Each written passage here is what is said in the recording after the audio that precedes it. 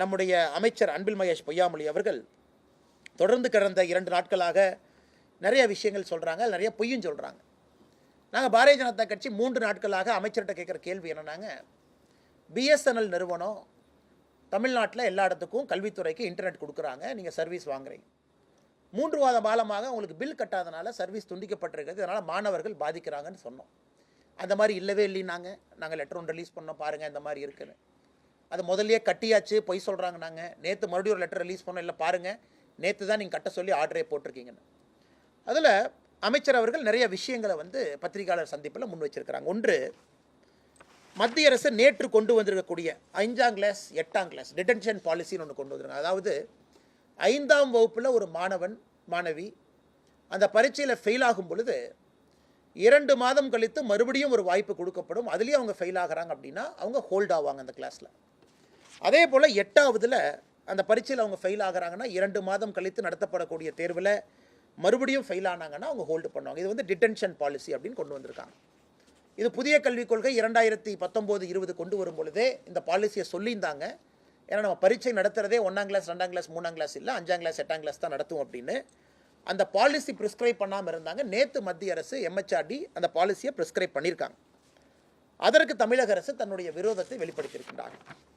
நாம் ஒரு விஷயத்தை நல்லா புரிஞ்சுக்கணும், மத்திய அரசை பொறுத்தவரை எல்லா இடத்திலும் குவான்டிட்டி இருக்கணும், குவாலிட்டி இருக்கணும். எல்லா குழந்தைங்களும் படிக்கணும், தங்குதடை இல்லாமல். அதே நேரத்தில் எஜுகேஷனும் குவாலிட்டியாக கொடுக்கணும். ஆசிரியருக்கு நீங்கள் ஒரு கட்டாயம் வைக்கணும் இல்லைங்களா? ஆசிரியர் ஒழுங்காக பாடம் நடத்துகிறாங்களா நடத்தலையா, மாணவன் ஒழுங்காக படிக்கிறாங்களா படிக்கல, இரண்டும் தான் ஒரு கல்வி திட்டத்தை நீங்கள் சரியாக சமமாக பார்க்குறீங்கன்னா இரண்டையும் பார்க்கணும். ஸோ மத்திய அரசை பொறுத்தவரை இன்றைக்கி சொல்கிறாங்க 5ஆம் கிளாஸில் ஃபெயில் ஆன பிறகு அவங்களுக்கு 2 மாதம் இன்டென்சிவ் கோச்சிங் கொடுத்து மறுபடியும் ஒரு வாய்ப்பு கொடுப்போம். அதில் ஃபெயில் ஆனாங்க அப்படின்னா அந்த கிளாஸில் ஹோல்ட் ஆகிக்குவாங்க, அவங்களுக்கு மறுபடியும் ஸ்பெஷல் அட்டென்ஷன் கொடுக்கப்படும் அப்படின்னு. இதனுடைய நோக்கம் என்ன அப்படின்னா, கல்வியை பொறுத்தவரை தரத்தை உயர்த்திக்கிட்டே வரணும், அதே நேரத்தில் ஒரு குவாலிட்டியை மீட் அவுட் பண்ணணும். இன்றைக்கி தமிழகத்தை பாருங்கள், நம்ம எங்கே இருக்கோன்னு பாருங்கள். நேஷ்னல் லெவலில் 2018 ஏசர் ரிப்போர்ட்டுங்கிறது இந்தியா முழுவதுமே ஒரு மாணவனுடைய கல்வி தரத்தை மெஷர் பண்ணக்கூடிய ஒரு சர்வே. 22% தமிழ்நாடு, நான் சொல்ல 2018 ஒரு ஆண்டாக வர்றேன். 2018 3ஆம் கிளாஸ் படிக்கிற குழந்தைங்களுக்கு 22% குழந்தைங்களுக்கு தான் பேசிக் சப்ராக்ஷன் தமிழ்நாட்டு குழந்தைங்களுக்கு தெரிஞ்சது. கேரளா தான் ஹையஸ்ட்டாக இருந்தாங்க, 45% குழந்தைகள் 3ஆம் கிளாஸில் பேசிக் சப்ராக்ஷன் போடுவாங்க. இதே இந்திய அளவில் பார்க்கும்பொழுது தமிழகத்தினுடைய ஆவரேஜ் விட இந்தியாவுடைய ஆவரேஜை விட தமிழ்நாடு குறைவாக இருந்துச்சு.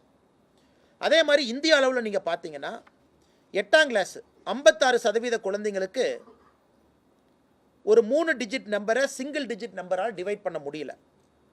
5ஆம் கிளாஸில் 72% குழந்தைங்களுக்கு டிவிஷன் தெரியல.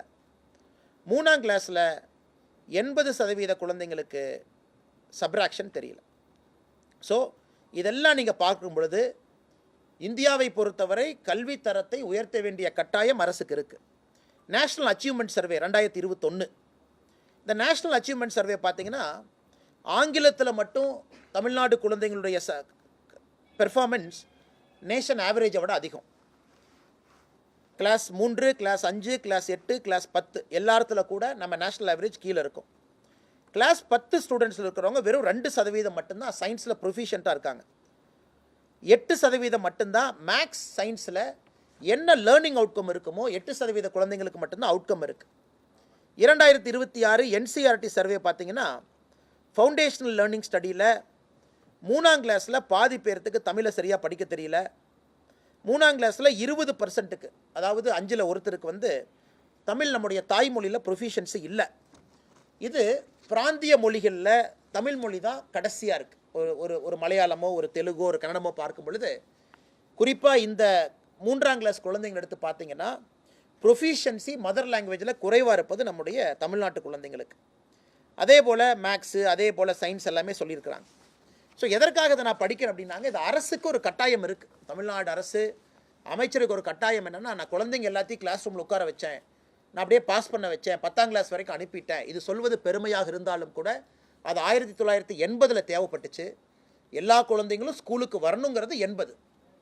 இன்றைக்கி 2000 எல்லா குழந்தைங்களும் ஸ்கூலுக்கு வரணும், படிக்கணும். 2024 எல்லா குழந்தைங்களும் ஸ்கூலுக்கு வரணும், ஒரு பேசிக்காக படிக்கணும் அப்படின்னு எதிர்பார்க்குறாங்க. அதனால் இன்றைக்கி கல்வியை பொறுத்தவரை கன்கரண்ட் லிஸ்ட்டில் இருக்குது. மாநில அரசை பொறுத்தவரை நாங்கள் அதை நடைமுறைப்படுத்தலை அப்படின்னா அவங்க படுத்தாமல் இருக்கலாம், பிரச்சனை கிடையாது. ஆனால் மத்திய அரசை பொறுத்தவரை இது ஒரு காரணத்திற்காக கொண்டு வந்திருக்கின்றார்கள் என்பதை நாம் உணர்ந்து கொள்ள வேண்டும்.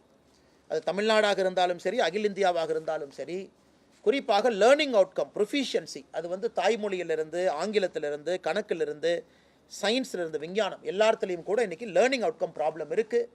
இதற்கு ஒரு அமைச்சர் அட்டென்ஷன் கொடுக்கணுமோ தவிர, ஒரு பத்திரிகையாளர் சந்திப்பில் பத்திரிகையாளர் நண்பர்கள் முன்பு எங்களுக்கு பணம் கம்மியாக கொடுத்தாங்க, அதனால தான் இன்டர்நெட் பில் கட்டலை அப்படின்னு இந்த கதை. டாக்ஸேஷன் நாங்கள் அதிகமாக கொடுத்தோம், டேக்ஸ் கொஞ்சம் எங்களுக்கு கம்மியாக திருப்பி தர்றாங்க, இன்டர்நெட் பில் கட்டுறக்கு. அவங்க இன்டர்நெட் பில் மட்டும் கட்டாமல் இருந்தால் பாரதிய ஜனதா கட்சி சார்பாக இன்றைக்கி நாங்கள் உண்டியல் போராட்டம் நடத்துவதாக முடிவு செஞ்சிருந்தோம். நம்முடைய தொண்டர்கள்லாம் பப்ளிக்கில் போய் உண்டியல் வச்சு மக்கள்கிட்ட பணம் வசூல் பண்ணி அரசு கஜானா கட்டி இதன் மூலமாக நாச்சு நம்முடைய குழந்தைகளுடைய படிப்பு தடைபடாமல் இன்டர்நெட் பில் கட்டுங்க.